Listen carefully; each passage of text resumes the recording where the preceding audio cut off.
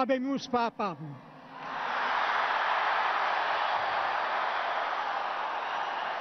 Orgium Marium, Sancte Romani Ecclesiae Cardinalem Bergoglio,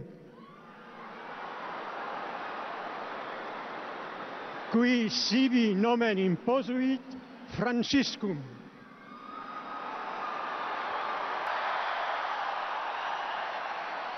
Buonasera. Pápež František sa po zvolení vzdal priestranného apartmánu v pápežskom paláci a namiesto pápežskej limuzíny sa vozí v obyčajnom aute. Podľa analytika to dokazuje, že pápež František chce cirkev viesť v skromnosti. Pápež František sa snaží o veľmi jednoduchý životný štýl. Nie je to len nejaký marketingový ťah, keďže on v takých skromných životných podmienkach žil aj ako arcibiskup a kardinál Buenos Aires. Taliansky farník hovorí, že u pápeža vidieť skutočnú snahu o reformu cirkvi. Kostol je miesto, ktoré sa musí prispôsobiť našej dobe. Sme v roku 2015. Cirkev však v niektorých veciach uviazla v minulosti. Teraz sa musí prispôsobiť. František vedie túto bitku a dúfame, že sa mu ju podarí vyhrať.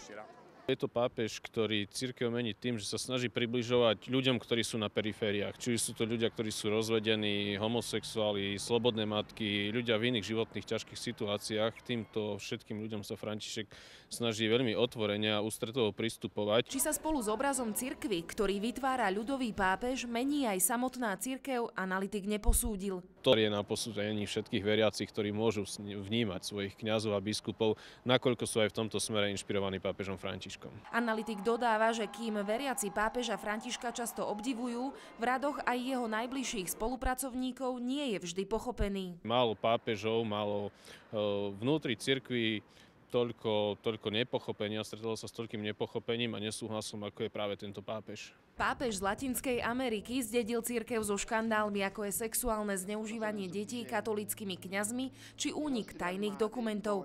Po nástupe zaviedol nulovú toleranciu sexuálnych deliktov a na návrh poradnej rady kardinálov, ktorú založil, vznikla v cirkvi aj komisia na ochranu maloletých. Vlado Záborský a Iveta Gombošová, RTVS.